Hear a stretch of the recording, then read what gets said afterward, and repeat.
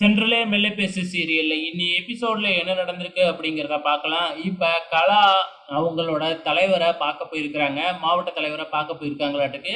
So அவங்க councillor எலெக்ஷன்ல நிக்கிறதுக்காக தானே பிளான் பண்ணியிருந்தாங்க. ஆனா இப்ப எம்எல்ஏவிலேயே நிக்க சொல்லி அவங்க தலைவரே சொல்லிடுறாப்ல.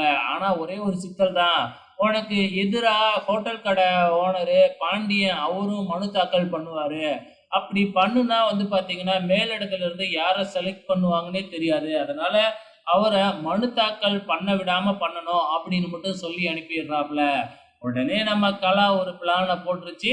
ஸோ அது என்ன பிளான் அப்படிங்கிறத பின்னாடி பார்க்கலாம். அதே டைம்ல நம்ம பரமன் தான் இப்ப ஒரே ரொமான்ஸ் மோட்ல இருக்கிறாரு இல்லையா? தன்னோட ஃப்ரெண்ட்ஸ் எல்லாம் கூட்டி வச்சு கதை கதையா சொல்லிக்கிட்டு இருக்கும் பொழுது, அங்க நம்ம இளமதி வராங்க. இளமதி பரமன தனியா அழைச்சுக்கிட்டு போயிட்டு, "உனக்கு கலாமாவ எத்தன நாளா தெரியும்? எவ்வளோ நாளா தெரியும்?" அப்படின்னு கேட்கும்பொழுது, நம்ம பரமனும், "அவங்க தான் என்னோட தெய்வம். நான் அனாதையா இருக்கிறப்ப வந்து பார்த்தீங்கன்னா, எனக்கு சோறு போட்டாங்க.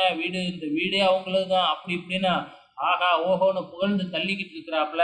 அதே நேரத்துல பரமனுக்கு ஒரு ஃபோன் கால் வருது. என்ன அப்படின்னு பார்த்தீங்கன்னா, நம்ம கலா போட்ட நாடகம் தான்.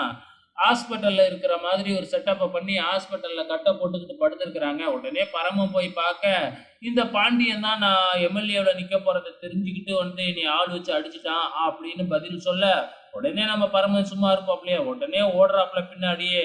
நம்ம இளமதி ஏதோ நடந்துற போதுன்னு நம்ம பரமன் பின்னாடியே போக, அங்க போயிட்டு என்னடான்னா அந்த பாண்டியனை போட்டு அடி அடின்னு அடிக்கிறாப்புல நம்ம பரமன். கடைசியா நான் போலீஸ்க்கு போறேன் அப்படிங்கிறப்ப நம்ம இளமதி தான் எப்படியோ பேசி புரிய வச்சிடுறாப்புல. அதுக்கப்புறம் அந்த பாண்டியன் கிட்ட நம்ம இளமதி தனியா போய் கேட்கும் பொழுது, "நான்லாம் எதுவுமே பண்ணவே இல்ல. நான் நேத்தே ஊர்லயே இல்ல." அப்படிங்கிற மாதிரி சொல்றாப்புல. அப்பவே இளமதிக்கு லைட்டா டவுட் வருது. மறுபடியும் வீட்டுக்கு வந்து பார்க்குறாங்க.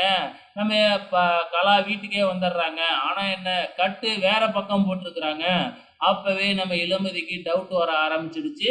என்ன ஹாஸ்பிட்டல்ல ஒரு பக்கம் கட்டு போட்டிருந்தாங்க. இப்போ ஒரு பக்கம் கட்டு போட்டிருக்கிறாங்க.